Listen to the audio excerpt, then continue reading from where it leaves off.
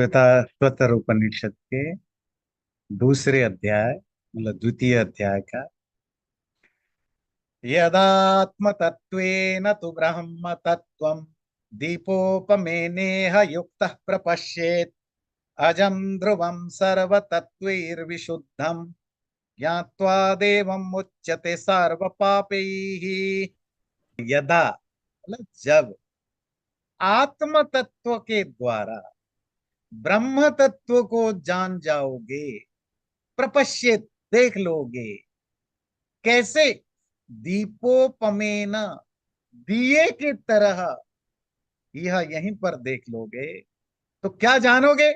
उस अज अनबना अनबर्न ध्रुव स्थिर जिसमें कोई बदलाव नहीं होता, चेंज नहीं होता, चेंजलेस, सर्व तत्व विशुद्धम, हर तरह के जो मैटेरियल मैनिफेस्ट मॉडिफिकेशन है उससे विशुद्ध, प्योर, फ्री, ऐसे देव को, ऐसी डिविनिटी को ज्ञात्वा जानकर सर्व पापे ही मुच्यते, सब पापों से मुक्त हो जाओगे। ऊपर लाइन देखिए, यदा आत्म तत्वेन तो ब्रह्म तत्वम। तो जैसे कि चलिए दिया का एग्जाम्पल दिया, जैसे दिया,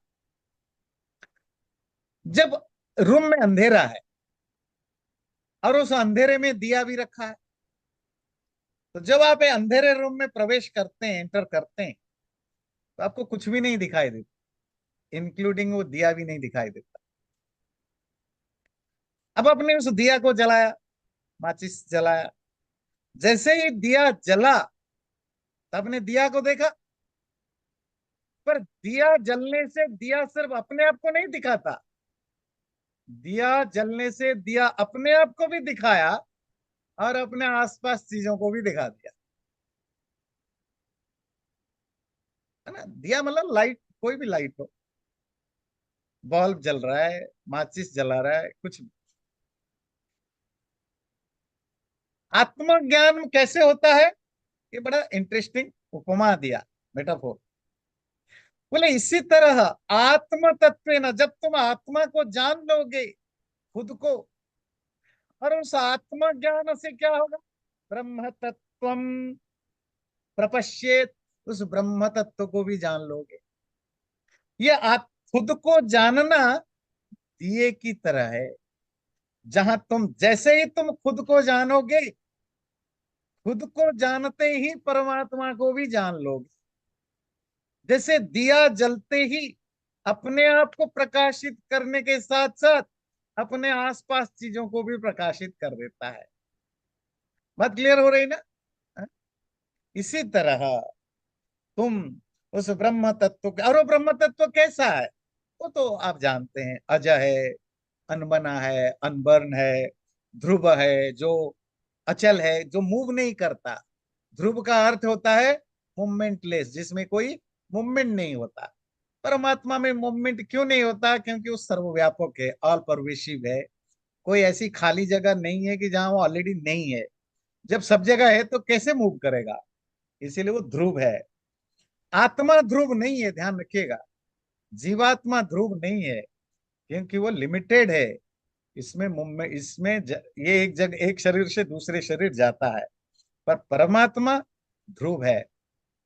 सर्व तत्वेर विशुद्धम, जितने तरह के तत्व है, एलिमेंट्स हैं, मतलब जो मैटेरियल एलिमेंट्स की बात हो रही, मतलब प्रकृति के जो मैटेरियल चीजों के जितने भी ट्रांसफॉर्म्ड फॉर्म है, उन सब चीजों से ये विशुद्ध है, एब्सोल्युटली प्योर है, वो अफेक्टेड नहीं होता है।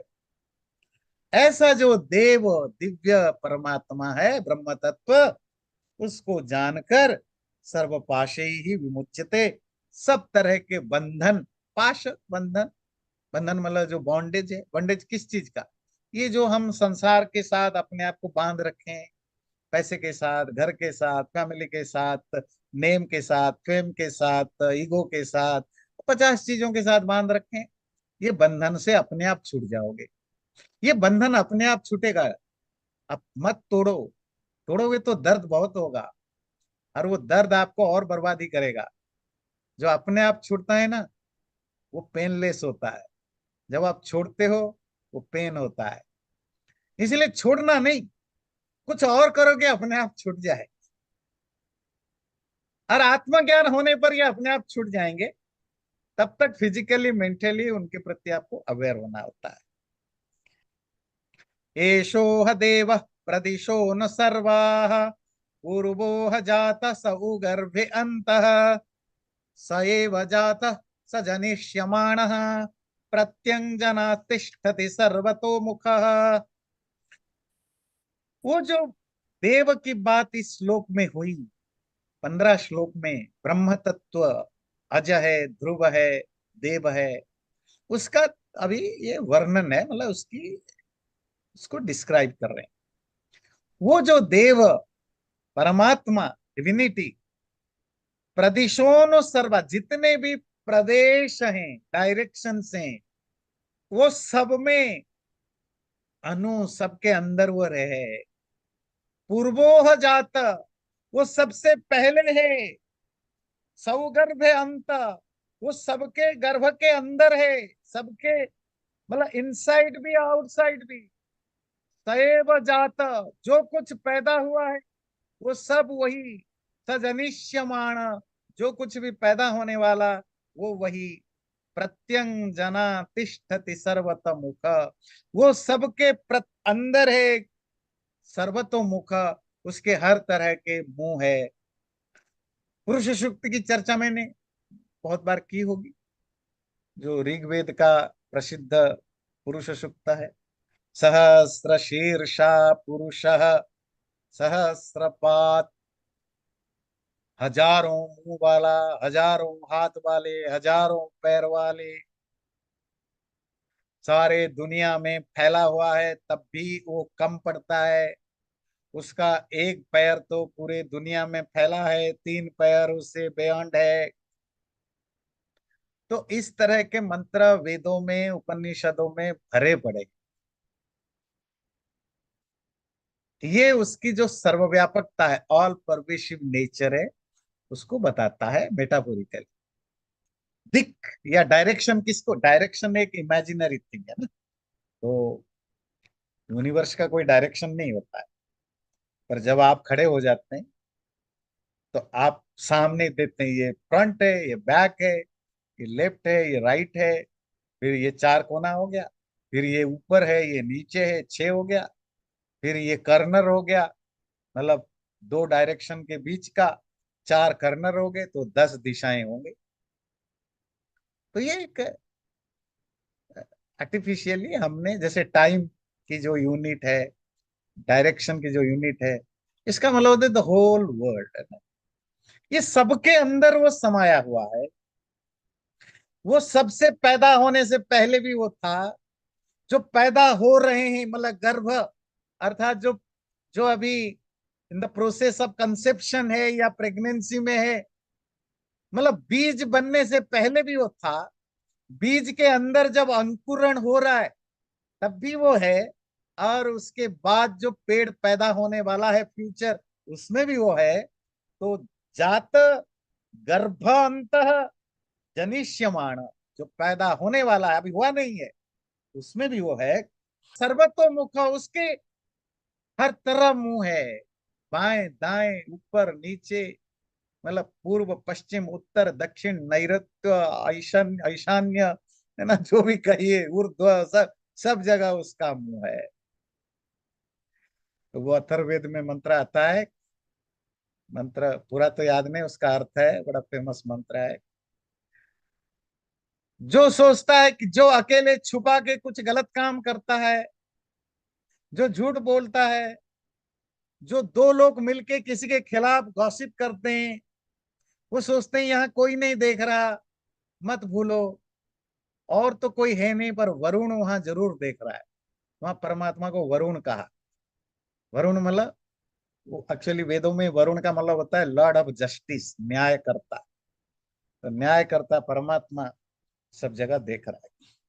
तो वही उसकी डिस्क्रिप्शन है। अगला श्लोक लेंगे। यो देवो अग्नौ यो अप्सु यो विश्वं भुवनमाविवेश य ओषधीषु यो वनस्पतिषु तस्मै देवाय नमो नमः।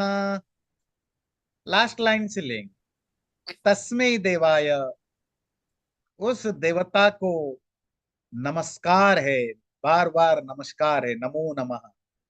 वो कौन सी देवता? यो देवो अग्नौ, जो देवता आग में भी है। यो अपसु, अप कहते हैं पानी, जो पानी में भी है। यो विश्वम भुवनम आविवेश, जो सारे भुवन में फैला हुआ है। विश्व कहते हैं या होल, भुवन कहते हैं यूनिवर्स। या औषधिषु, जो धान गेहूं आदि ग्रेन्स में भी है। यो वनस्पतिषु, जो दूसरे प्लांट्स और ट्रीज में, पेड़ पौधों में भी है। उस देवता को बार बार नमन है, नमन है। उस देवता को नमस्कार है, बार बार नमस्कार है, नमो नमः। जो आग में भी है, पानी में भी है। दो को बताया, बाकी अंडरस्टूड है। आकाश में भी है ना, वायु में भी है, सब जगह है। और जो विश्वम भुवनम, अच्छा, जो थोड़ा हिंदी या संस्कृत पढ़ते हैं उनको लगेगा विश्व और भुवन एक ही वर्ड है ना। दुनिया को भी, वर्ल्ड को भुवन भी कहते हैं, विश्व भी कहते हैं। पर संस्कृत में विश्व का दो मीनिंग है वैदिक लिटरेचर में।